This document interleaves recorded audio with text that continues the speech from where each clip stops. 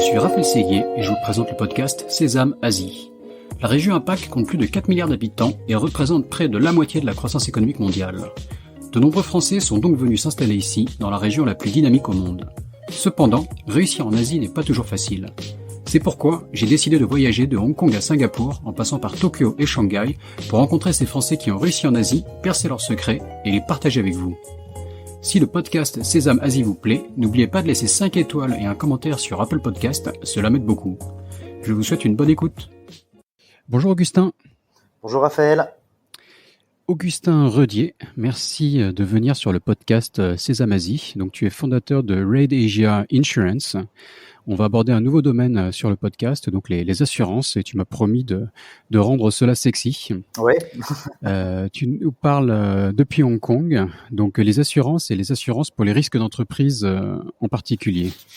J'ai déjà eu comme sponsor sur le podcast des confrères de AD Medilink, qui eux sont plus spécialisés donc sur le côté médical. Mais donc comme je le disais, toi tu es plus sur les risques d'entreprise, donc un autre domaine. Tout à fait. Donc tu comptes d'ailleurs parmi tes clients de nombreux invités du podcast. Tu m'as dit, on va pas forcément dire qui c'est, tu es peut-être tenu au secret. Oui. Mais tu vas nous donner aussi quelques conseils qui vont servir aux entrepreneurs et aux chefs d'entreprise sur les risques qu'ils peuvent encourir dans le cadre de leur business. Mais on va aussi reprendre toute ton aventure personnelle en Chine et à Hong Kong. Mais pour commencer, je vais te demander de te présenter brièvement, Augustin, s'il te plaît. Oui, merci beaucoup Raphaël de m'avoir invité. Donc Augustin Redier, j'ai 38 ans, je suis basé à Hong Kong depuis à peu près 4 ans. Avant ça, j'ai habité pendant quasiment 7 ans à Shanghai. Donc je fais plus de 10 ans et demi de Chine et d'Asie depuis. Voilà, la Chine, j'y suis arrivé comme pas mal de gens un peu par accident, si je peux dire, même si j'avais un petit tropisme, ne serait-ce que par mon école de commerce où on avait commencé, j'étais à l'EM Lyon. J'étais la première promotion, on avait des étudiants qui partaient sur le campus de Shanghai et puis également par ma famille qui est ici depuis 2004-2005. D'accord, et tu vas nous expliquer que tu as développé le business familial sur la Chine, c'est ça, avec des hauts et des bas, des rebondissements, avant de te mettre à ton propre compte, et maintenant tu es donc courtier d'assurance à Hong Kong, c'est bien ça ?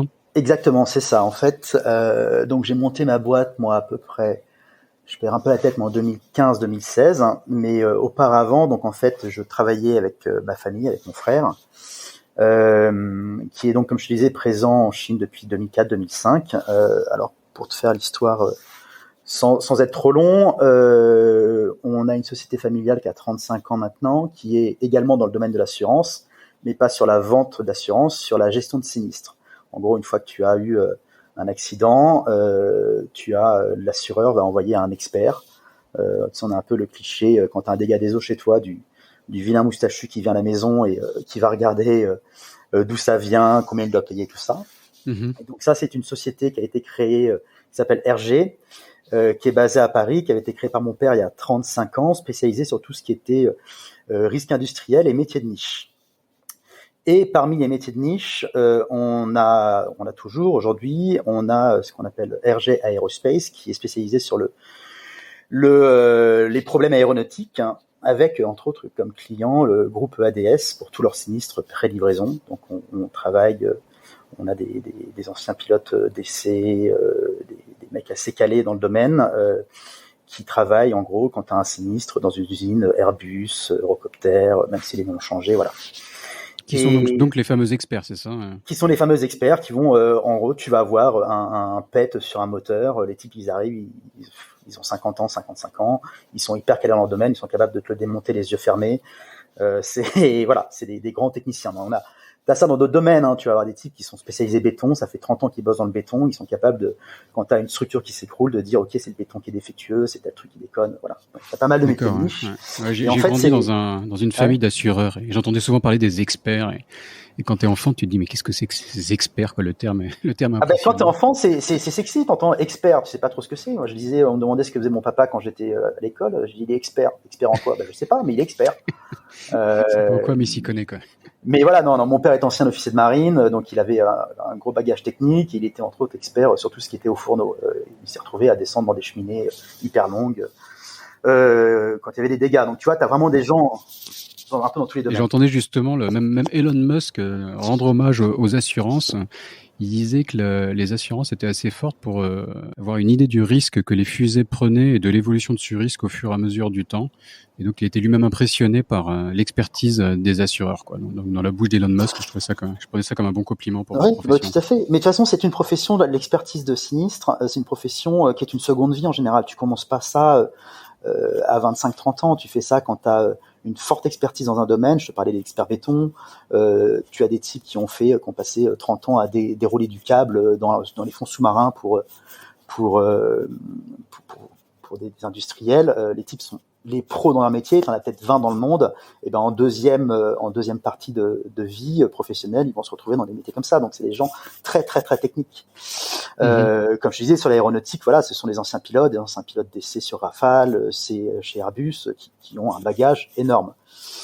Et donc en fait, pour revenir là-dessus, nous, donc on était une entreprise très française. Et tu sais, en 2004, tu as Airbus qui a monté une usine à Tianjin. Oui, tout à fait. D'assemblage pour l'A320 et donc qui demandait à ce qu'il soit accompagné en cas de sinistre sur place. À l'époque, donc, tu avais mon père qui travaillait encore, mon frère avait rejoint la société, mon frère a 11 ans de plus que moi, c'est lui qui l'a possédé et qui la dirige aujourd'hui. Et donc, bon, il savait pas trop quoi faire et tout, et ça correspondait à peu près au moment où, tu sais, t'as Raffarin, quand il a été remercié en tant que Premier ministre, il a commencé à devenir, il est encore aujourd'hui un peu l'ambassadeur commercial, le monsieur Chine du gouvernement et des différents gouvernements successifs. Et donc, il avait lancé à l'époque, avec les différentes chambres de commerce en France, des voyages où il emmenait des entrepreneurs des sociétés françaises en Chine pour découvrir le marché, essayer de se développer. Et donc, à l'époque, RG avait été invité à un voyage de Raffarin avec la chambre de commerce des Hauts-de-Seine. Petite anecdote, le truc est arrivé sur le bureau de mon frère. Il se disait, bon, je sais pas trop quoi faire avec ça. Mon père a vu le truc. Il a fait, tiens, vas-y, montre-moi ça. Ok, bon, bah écoute, tu sais, moi j'ai voyagé dans pas mal de pays dans le monde. Je suis jamais allé en Chine. C'est pas mal subventionné, tu m'inscris, ça peut être intéressant, quoi. Ça va te faire des vacances pendant une semaine. Donc mon frère a dit, il n'y a pas de raison que tu y ailles tout seul, je viens avec toi. Voilà. Donc ils y sont allés, ils ont fait un peu la petite tournée des popotes, très bien organisée à l'époque, c'est par tout ce qui était Bifrance et tout ça. Et ils en reviennent, et là, en gros, mon frère serait le meilleur pour en parler, mais il se disait, putain, il y a un potentiel énorme à faire, un truc énorme. On a quand même Airbus qui nous demande de les accompagner, il y a plein d'industriels qui commencent à s'installer en Chine. Il y a sûrement quelque chose à faire, on aurait besoin de recruter un jeune Chinois. Le jour même, il reçoit, et c'est anecdote véridique, il reçoit le CV d'un jeune Chinois qui finissait ses études d'ingénieur à Grenoble. Donc il le reçoit et il décide de faire quelque chose. À Grenoble, pardon, j'ai parlé trop vite. Non, c'est... Pas à Grenoble, à Grenoble. C'est un autre truc en France. J'ai mis longtemps à comprendre la différence entre les deux quand j'étais petit. Donc il recrute ce jeune étudiant, ce jeune ingénieur chinois. Il avait rencontré à l'époque le leader chinois de l'expertise sur place, qui s'était bien entendu. Donc il décide de le mettre en gros dans leur bureau. Avec l'idée, c'est bon, on va faire tourner les popotes, on va aller voir tous les assureurs et toutes les industriels européens, leur proposer nos services pour quand ils ont des sinistres sur place, et on va sûrement réussir à développer un truc. Il fait sa petite tournée, tout le monde dit c'est génial, super idée, les mecs, vous avez tout compris, c'est vraiment ce qu'il faut faire. Au bout d'un an, rien, peanuts, cacahuètes, rien, l'échec total, quoi. Voilà, un peu classique, je dirais. Donc un peu remise en question. On s'est peut-être planté, il faut peut-être abandonner. Pourquoi le business n'arrivait pas aussi vite que vous pensiez Non, mais en fait, il n'y avait rien. Tu sais, c'est classique. Les gens disent c'est hyper intéressant, mais il n'y avait pas forcément de besoin. Toutes les boîtes sont pas aussi grosses qu'une boîte comme Airbus qui a un schéma de fonctionnement un peu particulier. Donc voilà, non, il n'y avait rien. Puis après, tu sais, souvent, il y a beaucoup de business. Tu sais bien, ça prend du temps à prendre. On pourra revenir là-dessus, mais je pense que la Chine prend encore plus de temps souvent parce que tu as besoin. Les gens attendent de voir si tu restes sur place. Ils ont besoin de créer la confiance avec le temps en Chine, voir si tu vas être sustainable. Malheureusement, le temps c'est de l'argent, donc au bout d'un an, quand t'as rien, tu te poses un peu des questions. Et là, ça correspond avec à ce moment-là. Ils se font contacter à l'époque par PICC. Alors PICC, c'est le leader chinois de l'assurance, c'est la plus grosse boîte d'assurance chinoise. Je pense qu'à l'époque, en 2005, il devait représenter 90% du marché. C'est Ping An, c'est laquelle? Parce que je connais pas ce nom-là. C'est toujours PICC maintenant. En gros, les plus gros, tu as PICC, Ping An et CPIC. Ping An est la plus connue souvent par des étrangers. C'est les seuls qui communiquent un peu en anglais. Ils ont essayé de faire un peu de marketing, d'approche auprès d'étrangers. Mais PICC est le leader, leader en Chine. C'est vraiment les plus gros. Donc ils nous contactent, ils disent écoutez, voilà, souvenez-vous, on s'est rencontrés il y a 1 an. Nous, on a un problème, vous allez peut-être pouvoir nous aider. Comme vous le savez, la Chine investit énormément en Afrique. Donc, pour rappeler pour les auditeurs, voilà, la Chine achète des matières premières en Afrique, et dans ces cas-là, c'est des gros contrats. On te file la concession pendant 30 ans sur une mine, et en contrepartie, les Chinois vont construire des infrastructures qui sont quand même plus à leur bénéfice, mais bon, voilà, ils vont construire une voie ferrée, un port, une ville, et des choses comme ça. Et à la chinoise, dans ces cas-là, ils arrivent avec tout leur matériel, leurs ouvriers, et tout ça. Donc, tu commençais à avoir un énorme flux de marchandises, enfin un gros flux cargo qui partait de la Chine vers de nombreux pays d'Afrique, et en grande partie à l'époque, dans les années 2000, c'était beaucoup vers l'Afrique francophone. Et donc les gens de PICC nous contactent et disent écoutez, voilà, nous en tant qu'assureurs, on assure beaucoup de cargos, beaucoup de containers qui vont vers l'Afrique. On sait que l'Afrique est grandement francophone, on a pas mal de sinistres sur place à l'arrivée, et on a du mal à les gérer. Alors là, on rentre dans les clichés absolus, et ils nous disent en gros, voilà, les experts africains à l'arrivée, les mecs nous prennent pour des vaches à lait et nous surfacturent, et en plus de ça, c'est des feignasses, ils ne foutent rien. On discute avec les experts africains, et ils nous disent, attendez, c'est bien gentil, mais les Chinois, ils nous prennent pour des cons, et ils nous payent pas. Donc tu vois les clichés absolus dans les deux sens. Et donc l'idée, c'était un peu de dire, bah tiens, on va retrouver un autre modèle, on va gérer, on va créer un réseau d'experts dans toute l'Afrique, et avec notre ingénieur chinois qu'on a à Shenzhen, on va monter une équipe de coordination avec l'idée, en gros, c'est que un assureur chinois, où qu'il soit à Pékin, Chengdu, n'importe où, il a qu'un seul point de contact qui est à Shenzhen, qui lui parle en chinois, qui peut lui sortir un rapport en chinois, mais avec des normes internationales. L'expert en Afrique, il bosse certes avec un coordinateur chinois, mais c'est quasiment toujours la même personne, qui a été formé comme lui souvent à la française ou à l'anglaise, qui peut lui parler en français ou en anglais, parce qu'il y a également l'Afrique anglophone, et avec tout ce qui est gestion, voilà, des paiements et compagnie. Et là, là pour le coup, ça a marché, ça a cartonné. On a bien, alors c'est du métier de niche, il n'y a pas grand monde qui se met là-dessus, mais on s'est retrouvé à faire jusqu'à 1000 missions par an pour les assureurs chinois en Afrique et au Moyen-Orient. Donc vraiment un rôle d'intermédiaire, et quelque part c'est les Chinois vraiment qui ont suggéré que vous fassiez la chose, quoi. Qui nous ont demandé, et puis après, tu vois, c'est toujours pareil, ça va faire 15 ans, par moment, on va retourner les voir, ils vont dire, attendez, en fait, c'est trop cher de passer faire de la coordination, de passer par l'intermédiaire, on va le faire nous-mêmes, puis 1 an et demi après, ils reviennent vers nous, et ils redemandent à ce qu'on bosse pour eux, parce qu'ils n'y arrivent pas. C'est quand même, il y a du management interculturel, c'est très compliqué, tu sais bien, c'est quand même quelque chose de particulier. Puis t'as un manque, clairement, de connaissances des deux côtés, du côté des assureurs chinois, alors ça a progressé, mais c'était un marché très très jeune encore à l'époque, avec une moyenne d'âge qui, je pense, dans les équipes était de 26 ans. Donc les gars, ils sont curieux, ils ont envie d'apprendre, mais ils n'ont jamais voyagé, et puis ils n'ont pas d'expérience professionnelle. Et même des assurances comme du cargo, c'était très très récent. Pour donner un exemple à quel point le marché de l'assurance chinoise est très très jeune, ce que je dirais la base de chez Base, qui est l'assurance auto, qui est, tout le monde c'est le premier truc auquel tu penses, c'est obligatoire que depuis 2004. D'accord. En Chine. On pouvait conduire sans assurance. Donc, en Chine avant 2004, quoi. Je sais même pas comment ça marchait, mais il n'y avait rien d'obligatoire.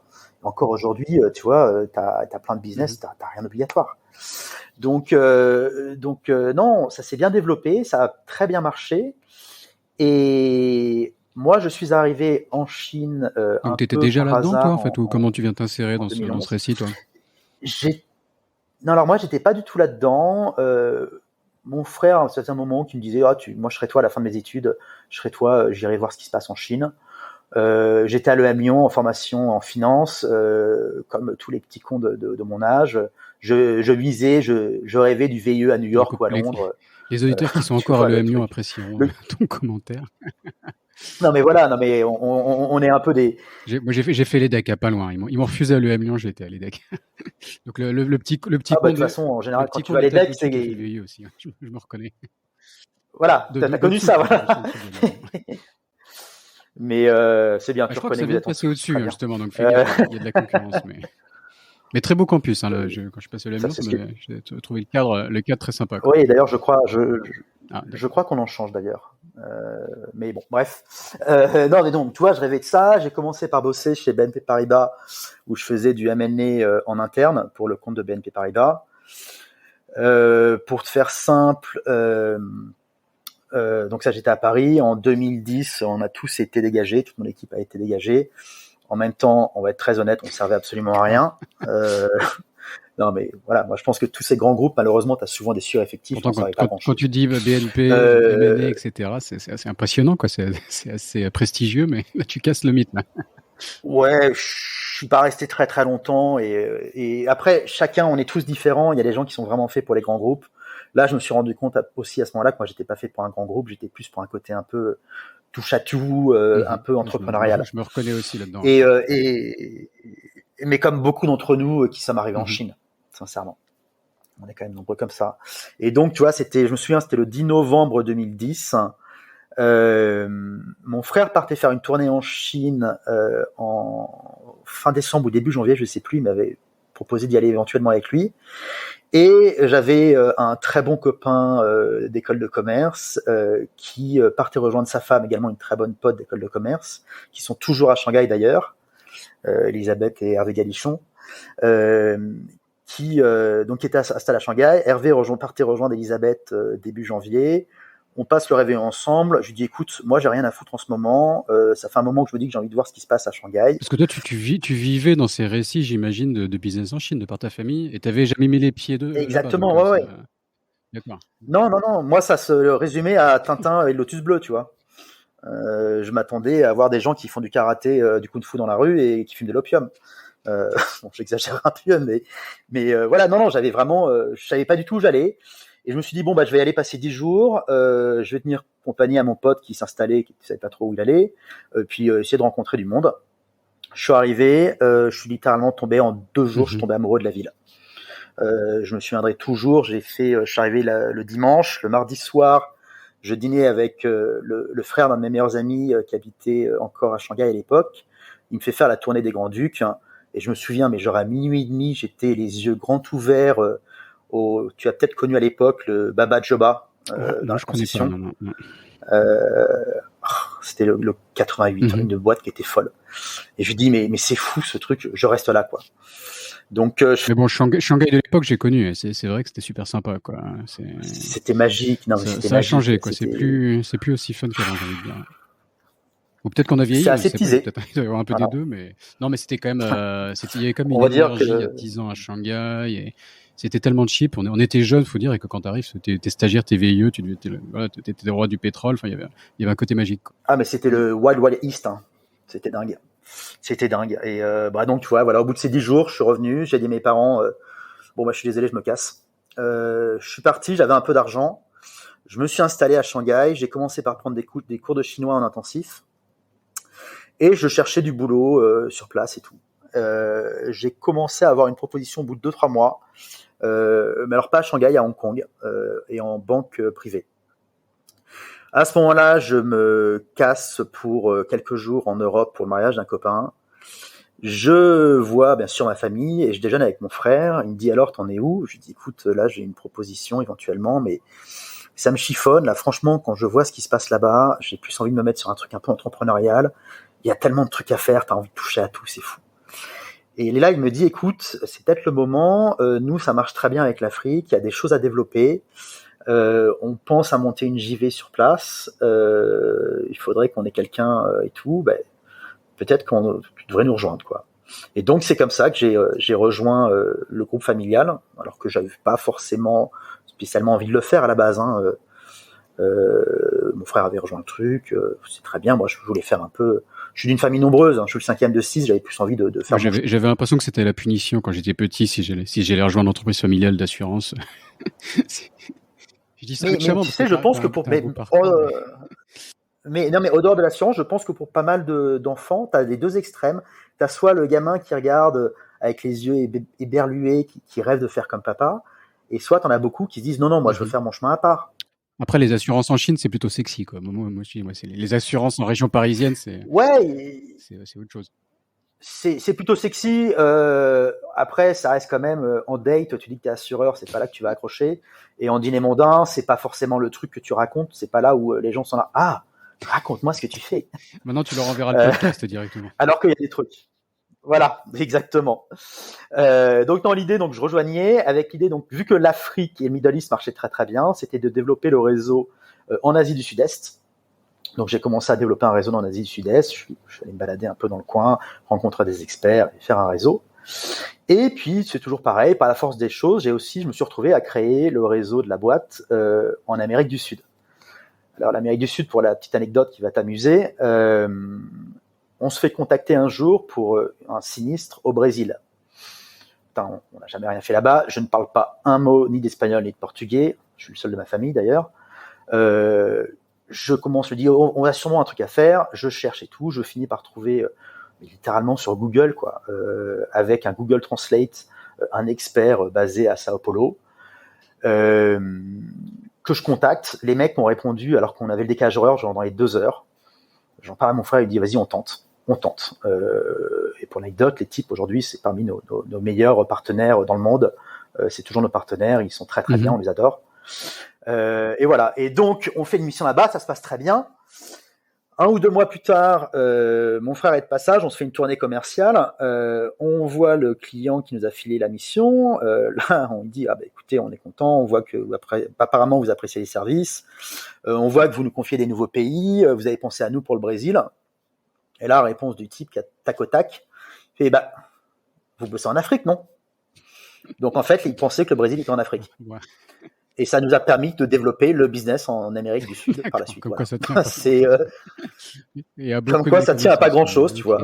Et justement, pour comprendre un peu comment ça marche, là, quand tu parles de développer ce business en Chine ou dans d'autres pays d'Asie ou ailleurs encore, à chaque fois, donc, faut trouver des clients, j'imagine, mais et après, tu parlais de partenaires, d'experts. Enfin, qu'est-ce que tu vas trouver? C'est quoi les éléments pour s'installer dans un pays? Alors, on est surtout sur du partenariat. Aujourd'hui, le groupe familial a grossi, donc il y a également des entités en propre, mais beaucoup de partenariats exclusifs. En Afrique et Moyen-Orient, on a une jeune venture avec une société. Alors là, je rentrerai pas dans les détails, c'est très précis, mais qui est ce qu'on appelle un P&I Club et qui est présent depuis 150 ans en Afrique. Donc, il y a des correspondants partout. L'Amérique du Sud. Il y a souvent eu d'aller à la pêche, avec des gens, tu cherches comme ça. Donc encore une fois, sur l'activité que tu décrivais au début, qui est donc de fournir des experts très spécialisés dans ces domaines. Voilà, sur le cargo, sur le marine cargo, sur le transport. D'accord, ok. Toujours sur ce domaine, on est toujours sur ce domaine. De toute façon, à l'époque et encore aujourd'hui, quand tu parles de risques internationaux, 90% du marché de l'assurance internationale, ça va être du cargo. Ce qui est logique, c'est le transport. Après, c'est du local quand tu fais souvent. Donc, l'Amérique du Sud s'est développée comme ça. Et puis, on a eu après également des demandes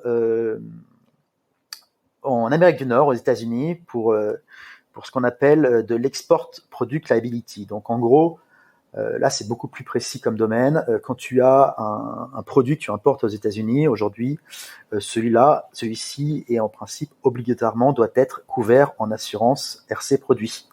C'est-à-dire que le produit, s'il cause s'il cause un dommage au tiers, qu'il soit matériel ou corporel, tu es responsable même après la vente.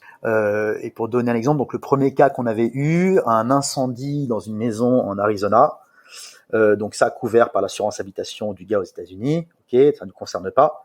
Mais l'assureur habitation, il se retrouve à sortir peut-être 300-400 000 US$. Il veut retrouver ses billets. Donc tu as une expertise également qui est faite avec les pompiers et un expert justement sur place un expert incendie, savoir quelle est l'origine du feu. Ils se rendent compte que cela vient d'un jouet. Il me semble que c'était une voiture télécommandée et que dedans, en fait, la pile qui était dedans avait un défaut et a causé un court-circuit, a foutu le feu à la bagnole, qui est allé dans les rideaux et qui a foutu le feu à la maison. Bref, voilà. Il n'y a pas eu de mort d'homme, mais c'était quand même un truc assez gros.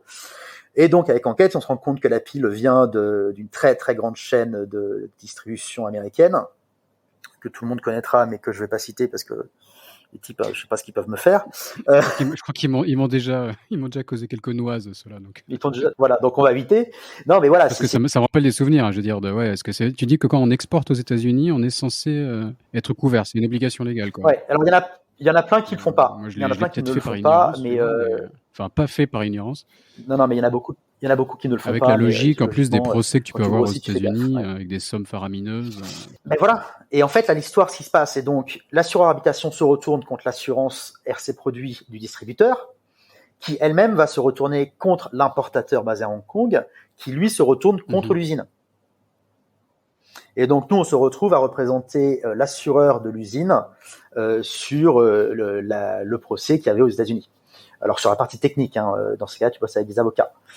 Et donc c'est quelque chose de beaucoup plus technique. Tu es obligé d'avoir des capacités. Alors heureusement, on a la société en France avec des mecs très calés qui peuvent assister.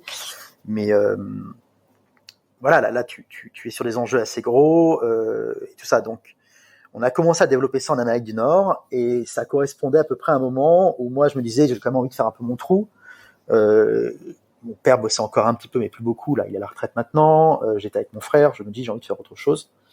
Et je me suis rendu compte en amont de tout ça, c'est que si déjà c'est le bordel pour gérer les sinistres en Chine, en amont pour tout ce qui est PME, en parlant avec des gens, tout ce qui est PME, PMI qui s'installe en Chine et en Asie d'une manière générale, pour tout ce qui est gestion de leurs risques et souscription d'assurance pour les entreprises, il y a quasiment personne. Tu as les très gros courtiers internationaux que tout le monde connaît, mais qui vont pas forcément intéresser et être intéressés par des PME. Tu as pas mal de courtiers qui font du médical, énormément d'ailleurs, qui font du médical, qui font du life, qui touchent un petit peu à ça, qui sont assez généralistes, mais t'as pas de spécialisé sur des domaines. Donc comme un courtier en assurance, on va dire que c'est un revendeur d'assurance et qui est là pour vendre les produits au détail et conseiller ses clients quelque part. Il est en contact avec les clientèles. C'est un peu ça la logique. Exactement. Tout à fait. C'est tout à fait ça. C'est vraiment, on a un intermédiaire. On est clairement un intermédiaire entre l'assureur et le client. C'est beaucoup plus développé, je pense, selon moi, ici en Asie où tu as un peu un modèle anglo-saxon où tu contactes pas directement l'assureur. En France, tu as l'agent général AXA, Allianz, souvent avec qui tu vas bosser en direct. Et puis les plus grands groupes qui passent par un courtier, par un intermédiaire plus généraliste. Et non, en Asie, c'est le modèle anglo-saxon. Il y a très peu d'équipes de vente chez les assureurs. Ils font de la sous-traitance, en gros, de la partie vente et conseil technique auprès du client. Et moi, je me suis dit, écoute, voilà, déjà, personne n'est spécialisé vraiment là-dessus. J'ai une petite expérience en gestion de sinistres. C'est quand même assez intéressant pour l'approche conseil, pour accompagner les sociétés, pour les aider à comprendre leurs risques quand elles sont ici. Et donc j'ai fini, j'en ai parlé avec mon frère, avec mon père à l'époque. Je dis voilà, écoutez, je vais prendre mon envol. Et je suis parti en 2015 monter ma société qui s'appelle donc Red Asia Insurance. Ok, non. Voilà. Alors tout de suite, le nom, quand on voit ça, Red Asia, enfin quand on est en Chine en plus, ça fait assez communiste. Donc d'où vient le nom, quoi? Le nom, alors honnêtement, quand t'es gamin, tu te dis si un jour je monte une boîte, t'as plein d'idées de nom, et le jour où tu montes ta boîte, t'as zéro idée. Et en fait, c'est venu. Pour l'anecdote, c'est que j'ai un de mes très très bons copains que je crois que tu as interviewé, Augustin Missoff à Shanghai. On se voyait beaucoup. Du coup, lui, on l'appelait Misso. Et moi, vu que je m'appelle Rudy, on m'appelait Red. Et je sais pas, un jour, je me suis dit, bon, Red, rouge, ça correspond avec le côté chinois, rouge, Asie, Insurance, voilà. Et c'est marrant, c'est que tout le monde me disait, t'as une super bonne idée, c'est très très bien trouvé ton nom. Mais c'est vraiment du hasard, quoi. Je savais pas quoi mettre. Même pour te dire, je crois que ma boîte, je l'ai fait à l'époque, tu balançais des formulaires en ligne à des boîtes, des secrétariats office à Hong Kong, j'ai dû le faire avec un coup dans le pif à 23h. Donc voilà. Donc c'est vraiment comme ça. Mais en fait, moi, apparemment, la marque est pas mal. C'est pas mal. Et trouver, trouver le bon nom de marque avec le .com qui soit disponible. On a eu d'ailleurs Thomas qui représente Gandhi. On a parlé pas mal de noms de domaine. C'est un truc assez important. Donc ouais, non, c'est une problématique qui revient pour les entrepreneurs. Enfin, faut pas passer trop de temps sur le sujet, mais c'est pas facile de trouver le bon nom. Ah non, tu passes plus de temps sur ton business et tout, mais ouais, trouver le bon nom. Puis après, quand tu dois le changer, moi j'ai quand même dû le changer. Alors à pas grand chose près. Hein. J'ai mon régulateur qui m'a demandé de rajouter agency derrière pour éviter le côté, pour pas que ça fasse trompeur et qu'on se dise pas que je suis une société d'assurance. Et rien que pour ça, j'avais pas besoin de changer le branding, mais rien que changer le nom, c'est quand même des contraintes. Donc commencer ton business et au bout de 2 ans te dire merde, j'ai une marque qui pue. Alors que tu as déjà lancé un peu des trucs, voilà, c'est quand même, et toutes les boîtes qui se sont rebrandées, c'est quand même un long processus en général. Donc j'ai eu de la chance là-dessus, je dirais. Je vais pas dire que j'ai été génial, mais presque. mais j'ai eu un petit écart de génie à 23h, voilà. Donc j'ai créé ça. Alors je me suis planté au début, pour être très honnête avec toi, parce que j'ai voulu me surspécialiser.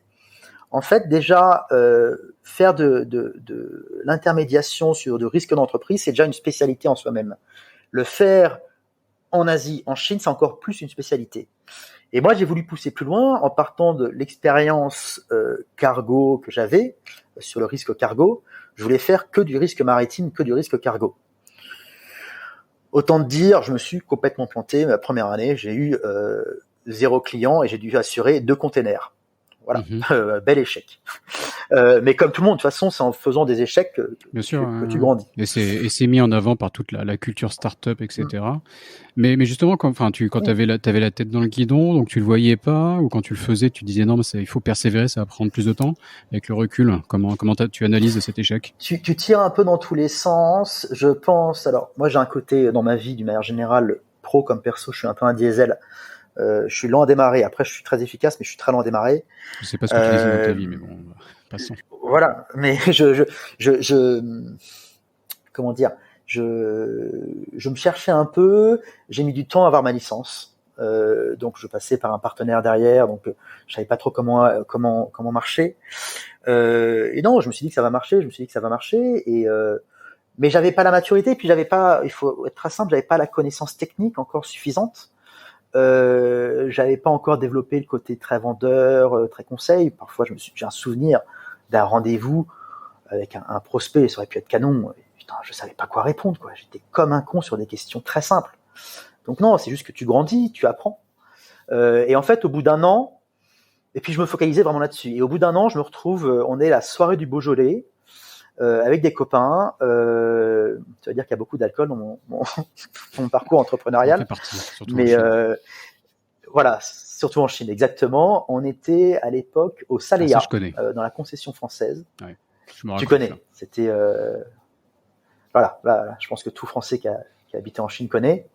Et on buvait des coups et le propriétaire à l'époque me dit à la fin, Augustin, dans 1 mois et demi, j'ai renouvellement de mon assurance, tu veux pas le faire? Je dis, j'ai jamais fait ça, quoi, mais en fait, pas très compliqué à faire. Et je me rends compte, bêtement, que je suis quand même français, donc plutôt bon vivant. J'aime bien bouffer, j'aime bien boire, je connais pas mal de restaurateurs et tout, et en fait, c'est pas très compliqué à aller chercher, donc j'ai peut-être un truc à faire. Et donc, en fait, c'est là où j'ai eu le déclic. Je me suis commencé par le compliqué avant de revenir vers le simple. Se focaliser. Mais ouais, en fait, t'as plein de choses à faire. T'as plein de copains qui ont de copains ou de connaissances qui gèrent des boîtes, qui ont leur boîte, qui gèrent des petits bureaux. Il y a l'assurance du bureau à faire. Les restaurateurs, il y a pas mal de trucs à faire. À ce moment-là, je me retrouve, mais quelques mois après, 2-3 mois après, à aller à Hong Kong. Je passe une semaine à Hong Kong. Je récupère enfin ma licence. On me présente des restaurateurs. Pareil, les trucs, voilà, j'en chope quelques-uns. Je me dis merde, mais en fait, j'ai trop cherché à focaliser, à spécialiser. Alors que, mine de rien, je pense que j'étais plus au courant des risques d'un restaurateur que d'un bateau. Parce qu'il y a beaucoup de bon sens de trucs. Et voilà, donc au bout d'1 an, j'ai commencé à creuser un peu, à travailler là-dessus, à faire pas mal de petits risques. Hein. Du coup, t'as tout qui souffre, quoi. Et puis, au bout d'1 an et demi, 2 ans, je me suis rendu compte que si j'avais, je dirais, 80% de ma clientèle à l'époque qui était à Shanghai et en Chine, j'avais 80% de mon chiffre d'affaires qui se faisait à Hong Kong. Donc je me suis dit, il y a un truc qui déconne, on va peut-être inverser. Donc j'ai commencé à aller pas mal à Hong Kong, j'y allais au moins 1 semaine par mois, et puis jusqu'à faire la bascule, à venir m'installer à Hong Kong. Cette logique de chiffre d'affaires à Hong Kong Alors, parce que c'est aussi une des idées que j'avais à la base en créant mon business, c'est que tu as toute une partie de risques d'entreprise qu'on appelle les liabilities. Donc le risque produit, les risques professionnels, le risque de mandataires, dirigeants d'entreprise, où tu as une grosse expertise à Hong Kong. Après, ce qui se passe, c'est que tu as quand même énormément d'entreprises étrangères, si ce n'est la majorité. Elles se retrouvent en fait à avoir le décisionnel et l'opérationnel qui sont en Chine continentale, à Shanghai par exemple, mais qui ont toute la partie financière qui passe avec leur limited à Hong Kong. Or, dans ces cas-là, ce qu'elles font, c'est qu'elles couvrent la holding à Hong Kong, et ça couvre tout le reste du business, que ce soit la WOFI qui va être en Chine, une filiale au Vietnam et compagnie. Tu vas faire une entreprise qui fait de l'import-export de meubles, elle fait tout payer à ses clients par la limited à Hong Kong, la WOFI sert de centre de coûts, avec des transferts de coûts, et c'est la limited qui facture les clients. Donc en fait, tu mets l'assurance RC Produits, par exemple, et l'assurance cargo aussi. Donc tes interlocuteurs, toi, c'est à Hong Kong, et même en termes de facturation, etc., c'est là-bas que ça se passait, quoi. Ils sont à Hong Kong, mais ils sont à Shanghai aussi. Donc en fait, c'est pour ça que j'ai 80% des clients à l'époque qui étaient à Shanghai et 80% du chiffre d'affaires à Hong Kong, parce qu'il y avait une grosse partie à Hong Kong. Mais il fallait connaître les gens à Shanghai, c'était quand même important de connaître le décisionnaire. Ouais, d'accord. Il fallait les connaître, exactement. Je continuais à y aller beaucoup avant le Covid. Et puis après, c'est important aussi de se rapprocher un peu des assureurs avec lesquels tu travailles, pour les connaître, pour avoir les meilleurs taux, gérer les claims de tes clients, et voilà. Bon, puis après, très clairement, il y a eu 2 autres choses. Ça faisait 7 ans que j'étais à Shanghai. Ouais, quasiment 7 ans. T'as pas mal, tu connais le truc, t'as besoin à un moment d'un petit coup de fouet, de te mettre un petit coup de pied au cul pour te relancer. J'avais pas mal d'amis qui avaient bougé, donc voilà, je voulais me relancer. Et puis également, je suis dans un métier qui est très réglementarisé, si je peux dire. C'est très régulé. Et j'ai commencé un peu à avoir un switch sur la Chine, mais même si ça existait depuis longtemps, où je me suis dit, j'arriverai jamais. Je suis sur un métier qui est de création de valeur. C'est très très compliqué d'aller choper un client. Tu fais pas forcément des grosses commissions dessus, mais sur le long terme, en fait, c'est vraiment un métier. Ça va être intéressant au bout de 5-6 ans d'avoir un beau portefeuille. C'est pas comme sur du life où tu vas vendre une grosse police d'assurance vie et faire une grosse commission d'un coup. C'est pas comme du médical où ça peut être beaucoup plus rapide. Voilà, moi c'est sur un métier de création de valeur, et donc j'ai quand même besoin d'un tissu réglementaire assez stable. Et je préférais bouger pour le coup à Hong Kong, où tu as, mine de rien, c'est quand même le seul entre guillemets état de droit dans toute l'Asie, où tu as le common law pour l'instant.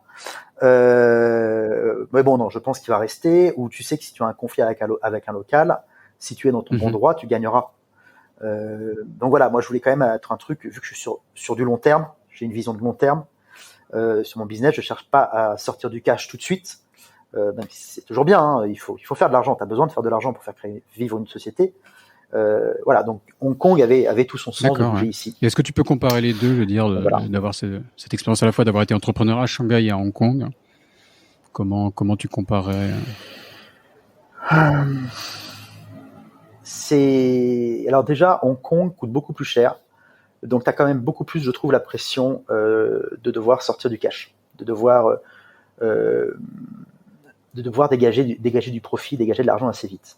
Donc c'est peut-être aussi le problème que j'avais au début. Tu sais, je te disais que je me plantais au début à Shanghai, c'est que tu mets du temps, tu n'as pas besoin de grand-chose pour vivre, hein. Bon, ça, les prix ont augmenté, mais tu n'as pas besoin de grand-chose pour vivre, donc tu vivotes un peu, et tu dis, c'est pas grave, ça viendra plus tard, c'est le guanxi, c'est du long terme. Oui, c'est clair, c'est du long terme, mais à un moment, tu n'as pas le choix, tu veux vivre, il faut être capable de sortir de l'argent. Tu as un loyer personnel à payer, tu dois quand même vivre un minimum, tu prends un bureau, c'est plus cher, un staff, mine de rien, est beaucoup plus cher à Hong Kong, même si bon, ça a tendance un peu à changer parfois. Ouais, malgré l'évolution, plus le côté en termes de taxes, quand même, moins de taxes payées à Hong Kong, donc quand même la différence est marquée de ton point de vue. Quoi. Voilà. Oui, en fait, à l'époque, ça avait quand même beaucoup plus de sens, clairement. La différence, c'était beaucoup moins cher en Chine. Je pense que ça évolue. Et tu vois quand même pas mal de gens avec la réforme fiscale qui commence au 1er janvier 2022, de gros salaires, où les boîtes commencent à les bouger à Hong Kong, parce que limite, en les augmentant de 40%, ils coûteront moins cher à Hong Kong qu'en Chine. Voilà. Donc non, t'as ce côté-là où je trouve que ça dépote beaucoup plus, et je dirais il y a un côté parfois beaucoup plus professionnel à Hong Kong. Alors le côté qui a beaucoup de charme en Chine, c'est beaucoup le chabudo, mamahoho, tu te démerdes, c'est un peu à la one again parfois. T'as beaucoup de sociétés qui se créent, beaucoup de petits entrepreneurs, mais qui sont vraiment dans des zones grises. Moi, au bout d'un moment, j'ai un côté un peu homme de droit, si je peux dire, et j'aime bien avoir un truc carré. Et à Hong Kong, t'as pas la place à la zone grise. T'es obligé d'être assez carré rapidement. De un, parce que tu dois sortir du cash, et de deux, parce que tu te fais vite rattraper par la brigade, parce que tu as une réglementation très claire, très précise et tout. Hong Kong, en Chine, t'as encore beaucoup de business. Alors, moins en moins, et heureusement, ça se clean. Mais t'as beaucoup de business qui vont se reposer parfois sur le guanxi de l'épouse, qui est chinoise, et qui arrive à tenir le truc en étant très border. D'accord, ouais. Donc voilà. Mais ça n'empêche que derrière, moi je trouve que tu as des business absolument fascinants en Chine. Et tu as des aventures entrepreneuriales en Chine qui sont délirantes. Des types qui passent sous les radars depuis 20 ans. Et il faut encourager ça. Et moi, si je peux les aider, je suis toujours là pour les aider. Tu as des trucs vraiment exceptionnels. Mais on en découvre quelques-uns grâce au podcast. Moi-même, je me rends compte que dans la communauté française, il y a pas mal de réussites impressionnantes que je connaissais pas. Parfois sur des secteurs, comme tu dis, un peu sous le radar. Mais t'as des secteurs complètement sur un radar. Moi, je te donnerais. Alors, je vais demander si je pouvais parler de lui parce que par principe. Mais moi, je vois, j'ai un client entre autres. C'est du délire et je pense que tu l'intervieweras. Mais je crois que c'est aujourd'hui le seul chantier naval étranger en Chine. La boîte s'appelle Odyssey Marine. Ils sont à Dalian. Je suis déjà allé les visiter. On a bossé avec eux sur ces problématiques d'assurance. C'est du délire. Le type, il fait des bateaux hybrides qu'ils vend partout en France et dans les dom-toms. Ils ont une réputation assez costaud, je crois, maintenant dans le domaine en France. Mais t'en parles avec des gens en Chine, personne ne les connaît. Alors que c'est des Français, qui se sont associés, qui ont monté ça il y a 15 ans. Et c'est un super beau succès. Et c'est considéré même par les autorités chinoises dans la région comme étant un très très beau succès. Donc t'as des trucs splendides. T'as des trucs c'est un peu la mission de Sésame Asie d'aller les chercher. Donc on peut lancer un appel aux auditeurs. Quoi. N'hésitez pas à me contacter si vous connaissez d'autres réussites comme ça un peu sous les radars. Conseillez-les-nous, on les fera passer sur le podcast. Ouais, et puis ouais, je pense que t'as de quoi tenir pendant 2-3 ans. Ouais, il y a de quoi faire. En plus avec le scope, je suis pas juste sur la Chine, avec le scope Asie, je ne me plains pas, il y a de quoi faire. Mais je voulais développer un peu le côté donc risque que les entrepreneurs peuvent avoir. Donc tu m'as parlé tu nous as parlé de cette histoire de petite voiture là qui avait pris feu aux États-Unis. Mais qu'est-ce que tu as pu voir d'autre comme exemple et quels sont les risques donc encourus par des entrepreneurs ou des chefs d'entreprise, on peut être chef d'une PME, du bureau d'une PME en Chine ou dans la région. Est-ce que tu peux développer un peu le sujet, s'il te plaît?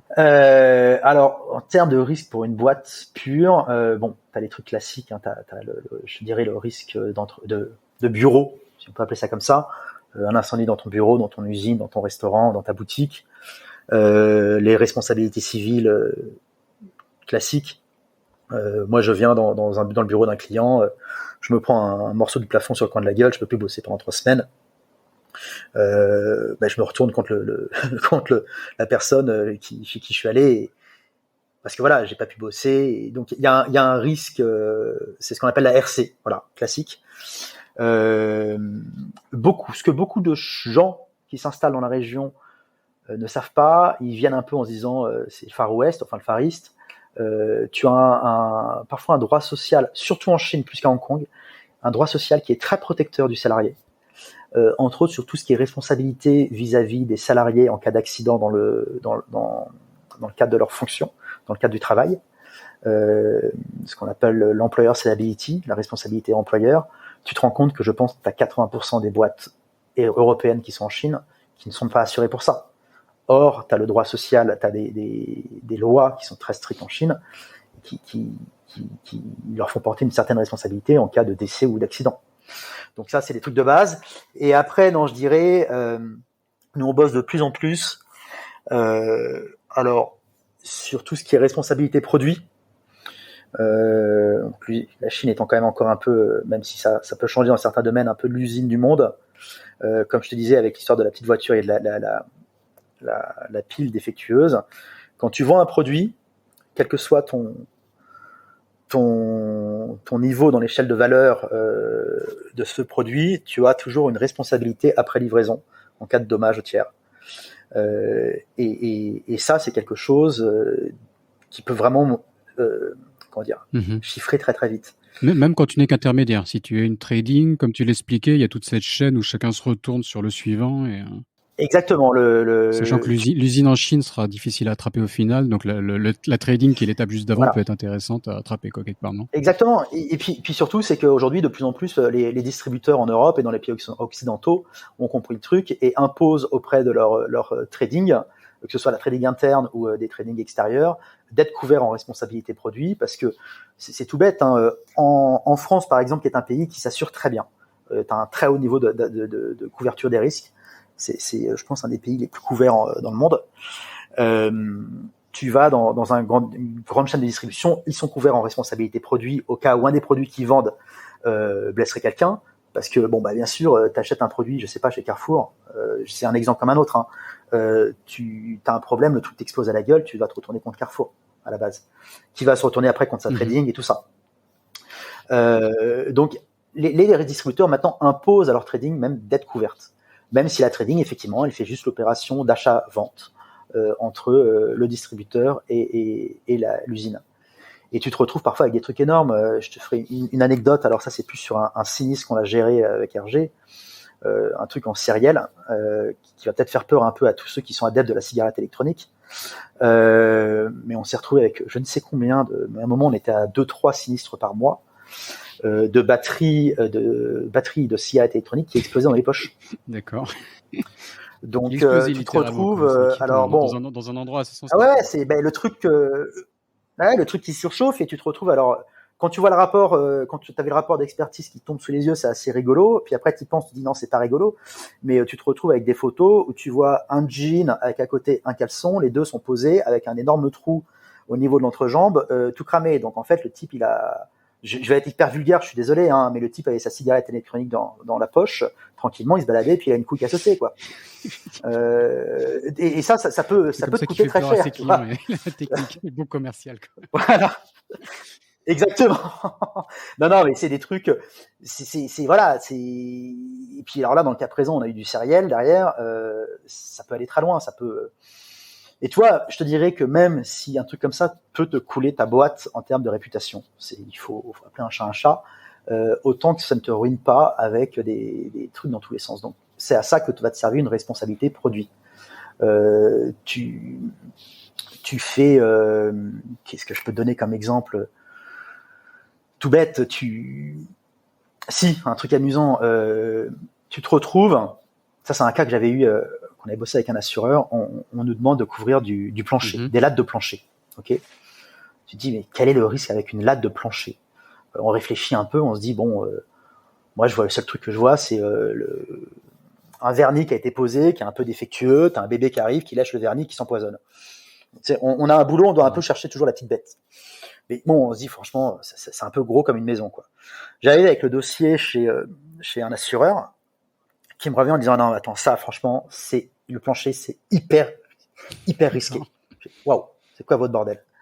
Et en fait, il m'explique, tu vois, mais en fait, c'est pas compliqué. Tu mets un plancher, surtout dans un pays comme les États-Unis, où t'as toujours t'as les class action, et puis par principe, tu convoques toutes les parties prenantes quand tu as un sinistre. Je fais, ok. Tu mets le plancher dans un immeuble, on va dire au 5e étage. Le type laisse couler son bain, la baignoire déborde et va inonder l'appartement et inonder l'appartement du voisin du dessous. Je fais, ouais, et alors? Il fait, aux États-Unis, ils vont convoquer toutes les parties prenantes, y compris fabricants du plancher, même si tu n'as même pas 0,1% de chance qu'on te dise que le plancher est responsable, mais ils vont dire oui, mais on sait jamais, il est poreux, l'espace entre deux lattes est trop étroit. Ils vont te convoquer, et vu que tu sais aux États-Unis que tu vas te retrouver avec des frais d'avocat absolument colossaux, eh ben tu vas chercher, alors que même que tu sais que t'es pas en tort et que t'as quasiment aucune chance qu'on te prouve que t'es en tort, tu vas chercher à payer un settlement et à payer un gros truc. Et donc, c'est considéré comme étant ultra à risque. Ouais, voilà. y a une logique, il faut toujours éviter les procès quand même dans le business en général.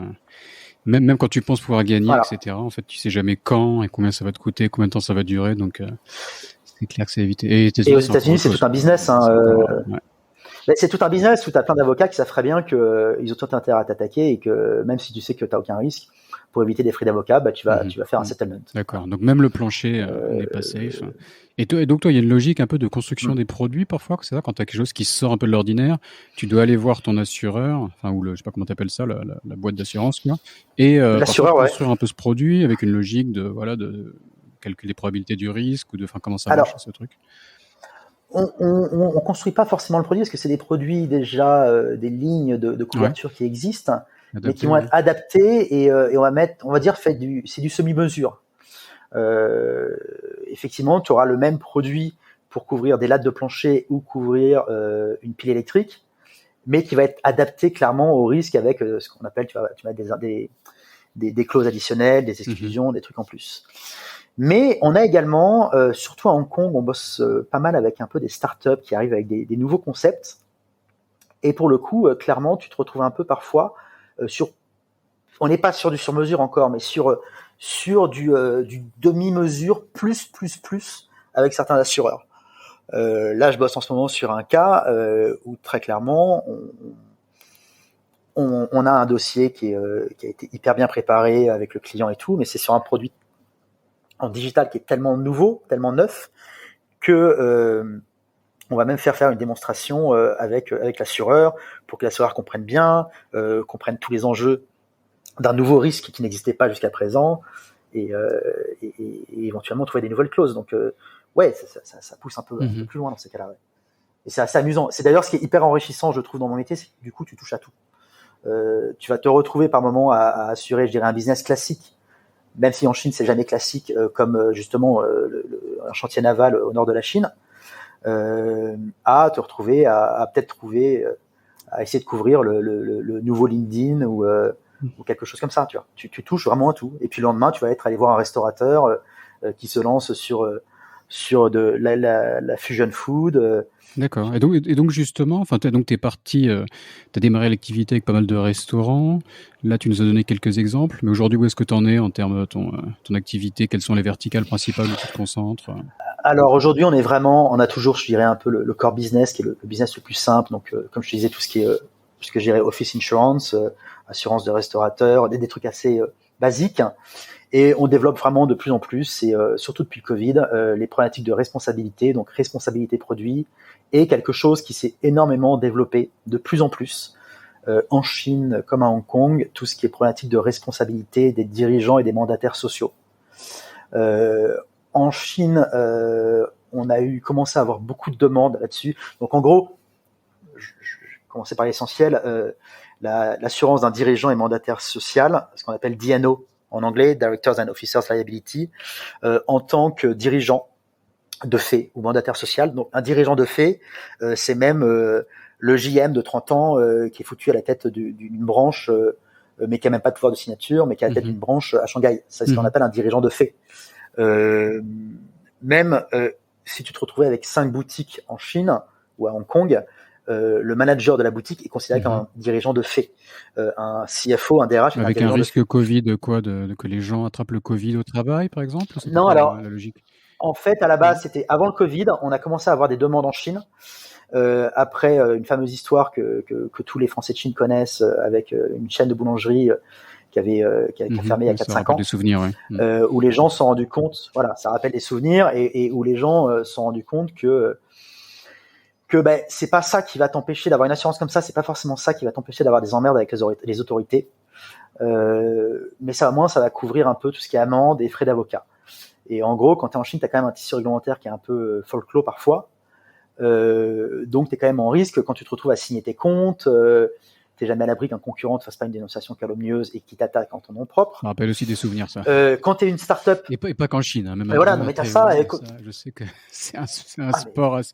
Pas moi personnellement, mais j'ai eu quelques récits. Non, mais t'as pas mal de trucs. J'ai un copain qui me disait, enfin, je pense que je peux citer l'industrie, hein, c'est sur du laser quest, donc à Taïwan, ça va être facile de retrouver qui, mais que, en termes de, justement, de régulation, d'être conforme aux normes, etc., il fallait qu'il soit impeccable, parce que la concurrence serait là pour le balancer au moindre truc. Enfin, plus que mal de trucs, à chercher la petite bête pour le faire sortir du marché quelque part, quoi. Non, mais ça voilà, il faut vraiment se couvrir et il faut être ultra carré. Donc même, et le problème, c'est que même en étant ultra carré, t'es jamais à l'abri du truc à la con. Hein. Tu vois, je te disais, l'histoire du plancher, c'est complètement débile, de mon point de vue. Hein. Mais t'as tout intérêt à être couvert pour couvrir les frais parce que t'as un hurluberlu qui a envie de t'emmerder. Voilà. Et sur des trucs comme ça, en Chine, toi en tant que dirigeant ou mandataire social, t'as intérêt à être couvert. Ça peut très bien être, je pousse loin, l'usine où tu as des salariés ou bien le voisin qui va dire, ok, là le type il a pris la décision de pas filer des chaussures de sûreté à ses salariés, il respecte pas telle règle, et là ça te tombe sur le coin de la figure. Un des cas les plus classiques sur la DNO, c'est les DRH aux États-Unis, qui se font attaquer pour harcèlement par des salariés en cas de renvoi, qui vont les attaquer sur des contrats de travail pas forcément bien, et ils se font beaucoup attaquer là-dessus. Quelque chose qui est énormément demandé, c'est quand tu as un petit business qui commence à lever du cash, tu te retrouves avec des actionnaires extérieurs. Donc toi, tu n'es plus au la base, tu as ton business, tu rends des comptes qu'à toi-même. Là maintenant, tu as des actionnaires qui te mandatent pour gérer leur pognon au mieux pour un objet bien précis. Et ben eux-mêmes peuvent se retourner contre toi parce qu'ils considèrent que tu as fait des conneries. Donc là, il faut te couvrir. Donc là, la DNO a commencé à être... Les gens s'en sont rendus compte avec cette fameuse histoire de boulangerie en Chine il y a 5 ans. Et pendant le Covid, on a eu beaucoup de demandes. Entre autres, oui, je pense que tu as eu un peu une peur, parfois irraisonnée, si je puis dire, hein, mais comme tout business, on savait pas trop où on allait. Là maintenant, je pense que tout le monde, ça roule un peu plus. Mais on se disait, mais merde, si je me retrouve avec des salariés qui chopent le Covid parce qu'ils sont au bureau, alors que si ça se trouve, on était censé faire du 50-50 dans les équipes, qu'est-ce qui m'arrive? Est-ce qu'on peut pas me tomber dessus? Est-ce que même quelqu'un qui pète un peu un plomb, parce que tu as eu un peu parfois de l'hystérie collective, si je puis dire, hein, il y a un an, pourrait pas se retourner contre moi en tant que dirigeant. Et donc là, tu as vraiment eu quelque chose, une prise de conscience sur cette problématique-là, okay, très clairement. Très clair. Donc la DNO, c'est vraiment le truc qui s'est énormément, pour nous, développé pendant le Covid. Et l'autre chose qui se développe pas mal, alors ça c'est indépendant du Covid, si même il y a toujours un lien, c'est tout ce qui est risque cyber. D'accord, ouais. Tu vois, non mais ça, pour le coup, je pense qu'aujourd'hui, on a malheureusement tous, même si en général les gens essaient de le garder un peu discret, mais on a tous un copain ou quelqu'un qu'on connaît qui s'est retrouvé avec une attaque sur ces systèmes. Donc le risque cyber, donc moi je l'ai connu avec des boîtes IT pour lesquelles je travaillais, qui devaient donc se couvrir, j'imagine, vis-à-vis de ses clients quand on travaillait avec du Chanel, du Carrefour, ce genre de choses. Donc bien sûr. Mais vas-y, explique le risque cyber. C'est qui donc Le risque cyber, ça touche en fait quasiment tout le monde à des degrés plus ou moins importants. Je te dirais que le degré le plus important, c'est si jamais tu te retrouves avec des serveurs et que tu héberges des données de tes clients sur tes serveurs, tu te fais hacker, tu perds les données de tes clients. Là, c'est quand même assez lourd. Mais ça va, même pour des petites boîtes comme les nôtres, tu te retrouves avec un type qui arrive à choper sur et c'est très instructif d'ailleurs quand tu vas sur le darknet, on m'a fait visiter un jour, on va montrer un peu, qui va retrouver des codes secrets d'un de tes salariés et qui va réussir à hacker les boîtes mail et qui va te faire de l'arnaque au président. Le grand classique, hein. Tu sais, d'ailleurs, il y avait eu un film avec, j'ai oublié son nom, mais un film sur un franco-israélien comme ça qui faisait des arnaques au président, qui arrivait à faire sortir du cash de banque uniquement, alors à l'époque par téléphone, mais maintenant c'est des choses qui se font par email, sans souci. Donc ça, c'est vraiment ce qu'on appelle du cyber-risque. On a eu des exemples dans la presse récemment de demandes de rançon en bitcoin qui ont été payées, etc. Là, il y a eu des exemples très récemment, quoi. Donc, mais t'en as plein. Et puis c'est vraiment, Ça, c'est un truc, avant même d'ailleurs de prendre une assurance en risque cyber, qui de toute façon ne t'empêchera pas de te faire hacker, mais va au moins essayer de te couvrir les coûts qu'il y a derrière et tout ça, couvrir la situation d'urgence, parce que dans ces cas-là, il faut agir très vite et être accompagné par les bonnes personnes. Donc là, pour le coup, tu as quelques assureurs qui ont mis en place des produits et qui derrière ont des véritables équipes techniques qui sont là pour assister quand tu te fais attaquer et permettre de retrouver la main le plus vite possible. Mais tu as entre autres un Français ici, Timothée Grange, qui fait ça, qui fait de l'audit pour les boîtes de leur risque cyber. Il te fait une analyse, il te sort tout ce qui est data de ta boîte qui transite sur le dark web. C'est du délire. Moi, il m'avait fait une démonstration. De ta boîte personnellement. Je me suis rendu compte pas de ma boîte. Enfin, s'il avait fait ma boîte, je me suis rendu compte qu'on était très propre et ça m'a fait plaisir. En même temps, il n'y a pas grand-chose à cacher. Mais c'est-à-dire, c'est pas forcément des grosses boîtes, quoi. Voilà, des petites, moyennes boîtes peuvent avoir des informations qui tombent sur les petites boîtes. Le dark web. Les petites boîtes sont les premières cibles. Et puis, je te ferai un truc tout bête. Tu fais une boîte qui a 50 personnes. Ok, à 50 personnes, logiquement, t'arrives à un niveau où c'est plus forcément le dirigeant qui valide tous les paiements le soir avec le compte en ligne. Tu vois, ça peut être délégué au comptable, qui a une personne de confiance et compagnie. T'arrives par 2-3 trucs et tout à choper des codes, à contacter la personne, à lui faire peur. Et c'est là où t'arrives d'ailleurs à la fameuse arnaque du président. À le pousser à faire un virement en urgence. Oui, on pense que ça va jamais nous arriver, mais il y a quand même des exemples qui prouvent que même des... Et je crois que les petites boîtes, c'est 90% des attaques. C'est très clairement. Donc, t'as beau avoir un antivirus, des process que tu mets en place avec tes équipes et compagnie. Enfin, s'assurer, mais en tout cas, comme tu dis, de commencer ne serait-ce que par de la formation, etc., qui doit pas être forcément tellement fait. C'est aussi, il faut aussi prévenir, j'imagine, le risque. Mais... Ouais. Et il faut le prévenir. Okay, il faut le prévenir. Très bien. Tu sais, moi, je me suis pris personnellement une assurance cyber il y a même pas un mois et demi. Pourtant, je pense que je suis quand même dans le métier, je fais attention. Après, tu me diras que les enfants de cordonniers sont toujours les plus mal chaussés. Oui, moi j'ai une assurance médicale que depuis 4 ans, donc voilà, je devrais pas le dire. Mais il faut pas que mes parents l'entendent, sinon je me ferai engueuler. Et non, tu vois, je l'ai fait, je me suis rendu compte que j'avais pas d'antivirus, par exemple. D'accord, ouais. Donc j'ai été obligé de le mettre en place pour avoir ça. Donc non, la prévention, comme pour toute chose, est très importante. Je voulais juste revenir sur un sujet qu'on a abordé au tout début, où je suis un peu curieux, c'est sur les géants de l'assurance en Chine. Donc on a parlé de Ping An qui est bien connu, il y a PSCC, c'est ça? PICC. Ouais, donc après, moi je connaissais aussi, je sais pas, des Djongo Rancho, il y a quelques, et tout ça, je regardais un peu, c'est des géants, je crois que ça fait partie des entreprises avec les plus grosses capitalisations boursières au monde, mais qu'on connaît assez mal. Et je me demandais, quelle est ta vision de ce secteur? Est-ce qu'à l'image du secteur bancaire chinois, où souvent on dit que le secteur bancaire est inquiétant avec beaucoup de mauvaises dettes, qu'en est-il de ces géants de l'assurance dont on peut souvent parler? C'est assez intéressant comme secteur.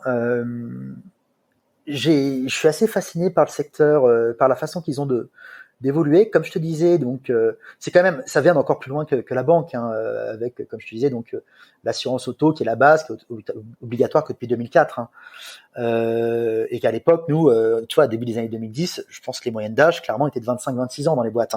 Donc ça veut dire qu'il y avait plein de jeunes de 21-22 ans et puis du management à 40 ans. Et puis classique, les membres du parti qui a 50 ans, qui fument des clopes et qui jettent des cartes de visite quand t'as rendez-vous. Un grand classique qu'on aime tous. Et non, tu vois vraiment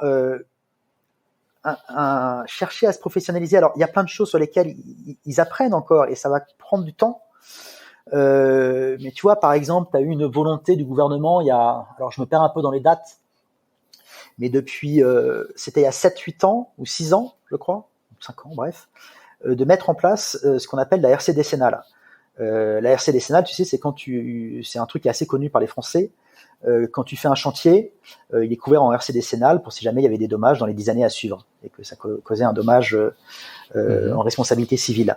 Bon, c'est une volonté qui a été de le mettre en place en Chine. Donc, c'est amusant parce qu'il y a une grande curiosité. T'as le sentiment au début quand tu les contactes, et encore aujourd'hui, c'est que les types ils ont réussi à récupérer, on ne sait pas comment, des tables de courtage auprès d'assureurs occidentaux. Puis ils tâtonnent quoi, ils apprennent. Mais par moment, t'as vraiment l'impression que tu les fais apprendre et que t'apprends avec eux aussi sur le marché. Stéphane de ODC pourrait te dire, c'est que lui, pour faire la couverture lui, à chaque fois qu'il met en chantier un nouveau navire, on met en place ce qu'on appelle une TRC en français, en anglais c'est une Constructional Risk, qui est dédiée à couvrir la construction de ce navire spécifique. Donc il va couvrir le matériel et puis la responsabilité civile en cas de problème pendant la construction. Mais on a énormément appris et on apprend encore parce que on s'est rendu compte que les assureurs locaux, on les contactait pour faire un navire qui fait 15-20 mètres, ils comprenaient pas pourquoi on voulait l'assurer. Ils comprenaient, ils commençaient à assurer des constructions de navires, mais de super tankers et de porte-containers. Mais pour eux, un 15-20 mètres, c'est un bateau de pêche. Ils s'en foutent de l'assurer, quoi. Ils comprenaient pas pourquoi on voulait le faire. Donc tu te retrouves à apprendre avec eux par moment. Et c'est un truc, mais je pense qu'on retrouve dans tous les secteurs en Chine, cette volonté d'apprendre, de curiosité et d'apprendre assez vite parfois, je trouve. Quand tu vois que ça a commencé à pas si longtemps que ça. Donc je pense que c'est un marché qui a encore beaucoup à apprendre, à mûrir. On le voit ne serait-ce que par le fait qu'il se déconcentre un petit peu, où tu vois, il y a 10 ans, je pense très clairement que PICC devait représenter 80-90% du marché, et qu'aujourd'hui il devait encore être majoritaire, mais ça doit être 55%. Un assureur comme Ping An, qui est bien connu des étrangers, a grossi, s'est développé, et d'autres plus locaux. Donc non, ça apprend. Après, pour tout ce qui est assureurs étrangers qui s'installent en Chine, c'est toujours un peu compliqué. Le point de vue réglementaire, ils ont du mal à percer. Tu vois, il y a 10 ans, il me semble qu'on disait il y a 10 ans que le plus gros assureur étranger en Chine, c'était Groupama. Tu vois, c'est Groupama, on connaît en France, c'est pas très gros, c'est une belle boîte, mais c'est pas très gros. Pourquoi ? Parce qu'ils avaient chopé, tu sais, avec les jeux de licence et tout, ils avaient chopé une JV avec, j'ai oublié le nom de cette boîte. Merde, le fabricant d'avions Rafale chinois. Non, un autre. Non, le ADS chinois. Ah, bref, j'ai oublié le nom, excuse-moi. Mais qui avait eux-mêmes une licence d'assurance. Donc, ils avaient une licence dans le Sichuan. Ils faisaient beaucoup d'assurance, c'est amusant, agricole, pour tout le monde agricole de tout le Sichuan. Et vu qu'ils avaient cette licence avec cette société, ils étaient devenus le plus gros assureur local. Enfin, le plus gros assureur international en Chine. Mais ils ne représentaient même pas 0,02% du marché, tu vois. Donc c'est un marché qui, pour moi, va rester encore très local, qui va pas forcément s'ouvrir beaucoup aux étrangers, mais tout comme la banque d'ailleurs. La banque, ça reste des banques locales. Hein. Tu vois, toutes les banques internationales qui s'installent en Chine, ça reste tout petit, ça reste des nains. Ouais, tout à fait. Ouais. Ok, voilà. D'accord, non, mais très très bien. Mais merci de nous éclairer sur le sujet. On va. Ouais, vas-y, excuse-moi. Après. Non, après, je te dis, c'est un marché. L'assurance, j'ai parfois l'impression que c'est encore en Chine continentale, c'est encore plus réglementé parfois que la banque, j'ai l'impression. Donc, tu as quand même des barrières à l'entrée qui sont colossales. D'accord. Ouais, non, ça fait sens sur ce type de domaine, quoi. Ouais, très bien. On va conclure l'épisode donc avec la question signature de ce podcast. Est-ce que donc avec toute cette expérience à la fois en Chine et à Hong Kong, voire même dans le reste de l'Asie, est-ce que tu as une astuce à partager pour hacker la Chine ou pour hacker l'Asie ? Je crois que ça a déjà été dit, mais ouais, je dirais c'est la patience. C'est la patience et un autre chose, et je dirais l'humilité. L'humilité, c'est extrêmement important.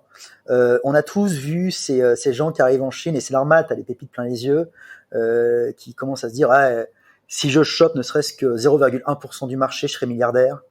Je vais tout cartonner, on va exploser et tout. Non, déjà, on est dans un monde qui n'est pas le nôtre. Au-delà de la différence culturelle, c'est un monde qui n'est pas le nôtre. C'est très très différent comme culture. Je dirais, tu vas n'importe où, en Amérique du Nord, en Amérique du Sud, je dirais même tu vas en Afrique, dans les pays du Moyen-Orient, on a des socles communs culturels. Là, c'est un monde qui est à part. Donc, il faut le regarder avec beaucoup de respect, beaucoup d'humilité, et puis apprendre la patience. En Chine, vraiment, tu peux pas être un petit nerveux qui veut tout avoir tout de suite, si je peux dire. Ça comme ça. T'as vraiment besoin de la patience Et puis, alors je crois que j'avais déjà entendu dans un de tes podcasts, et c'est quelque chose, je pense qu'il faut clairement dire, c'est que pour comprendre la culture d'un pays, et je suis pas forcément le meilleur exemple pour ça, mais pour comprendre une culture en plus qui est si différente, il faut s'intéresser à la langue. Pas forcément être bilingue, pas forcément parler parfaitement. Moi, je reste avec. Alors, j'avais appris, j'ai beaucoup perdu. Je reste avec un chinois qui est très Ijezo Yogwai Zogwai. Hein. Commander le taxi, mais Aurélien, voilà, quand on est le taxi, non mais discuter avec ton marchand de fruits et légumes, discuter, c'est un peu le, tu sais, comme on dit, le tianchi ubao, quoi. Avec mon mauvais accent, c'est parler de la pluie du beau temps. Mais ne serait-ce que comme ça, tu comprends un peu les schémas de pensée qui sont très différents en comprenant la grammaire de la langue. Et puis c'est aussi une question de respect. C'est voilà, t'es dans un pays qui est pas le tien, tu apprends un minimum quand même. Non, mais vraiment la patience pour moi. Les fondamentaux sont importants. Et comme tu dis, tout va très vite. Tu vois, c'est comme ce qui revient aussi sur le podcast. Hein. Il y avait Vivian de Hong Kong aussi j'avais résumé son épisode en disant, il avait dit une phrase, si tu réponds pas en 24 heures à Hong Kong, on pense que t'es mort. Donc je pense que ça représente assez bien la manière de faire du business, voilà, les SMS, les WeChat, où ça répond à la minute. Mais à la fois, tout va très vite, mais ça revient aussi sur le podcast que la patience est nécessaire. Donc, faut pas tomber dans la facilité de se dire que tout va arriver très vite parce que on a l'impression que ça avance vite. Il y a quand même un besoin de patience pour vraiment réussir, quoi. Il faut de la patience et pour moi, tu crées des relations avant de créer du business. Quand tu fais un rendez-vous avec des anglo-saxons, des américains, c'est toujours un peu perturbant, je trouve. Et c'est que, tu parles de trois conneries, hein, et puis très vite, c'est bon, boom, straight to the point. Non, t'apprends vraiment à créer une relation, je trouve. Et moi, j'apprécie ce genre de choses. Tu crées une relation avant de faire du business, et ça prend du temps. Donc, faut vraiment ça. Et puis, surtout l'humilité. Je pense que l'humilité, c'est vraiment primordial. Qui n'est pas forcément une valeur première des Français, quoi. Qui n'est pas une valeur première des Français, mais je dirais un peu de tous les Occidentaux quand on vient ici. On a tous, il faut l'admettre, on a tous eu parfois, quand on est arrivé, déjà avec les étoiles plein les yeux, parfois des visions un peu coloniales, en mode putain, je vais tout cartonner, je vais défoncer, je vais racheter la Chine et compagnie. Non, il faut apprendre l'humilité, clairement. On est des nains par rapport à un pays d'1,5 milliard d'habitants. Il y a plein de choses à faire, mais voilà. Ok. Ils nous attendent pas, quoi. On va s'arrêter là, Augustin. Merci beaucoup. Est-ce que donc tu as une présence sur les réseaux sociaux que tu veux partager, une manière de te contacter? Alors je suis assez conservateur, pas forcément le plus à jour, mais non, on est sur LinkedIn. On peut me contacter sur LinkedIn ou par email avec augustin.redier@raydga. Ok, très bien. Je vais mettre le lien dans la description de l'épisode. Merci beaucoup, Augustin. Une prochaine fois alors. Salut. Merci à toi. Salut. Merci d'avoir écouté cet épisode jusqu'au bout. J'espère que cette discussion vous a plu autant qu'à moi. Avant de vous quitter, je voudrais remercier les auditeurs qui m'ont apporté leur soutien sur Patreon. Je me suis fixé l'objectif personnel d'atteindre au moins 100 épisodes avec ce podcast. Ça représente beaucoup de travail. Donc si vous aimez Sésame Asie, si ce podcast vous apprend des choses et que vous voulez le soutenir, vous pouvez me donner un coup de pouce sur patreon.com, Patreon, Patreon, patreon.com/Sésame-Asie. Le lien est dans la description de l'épisode. Et sinon, n'hésitez pas à m'envoyer un petit message de soutien. Ça fait toujours plaisir. Merci beaucoup et je vous retrouve au prochain épisode.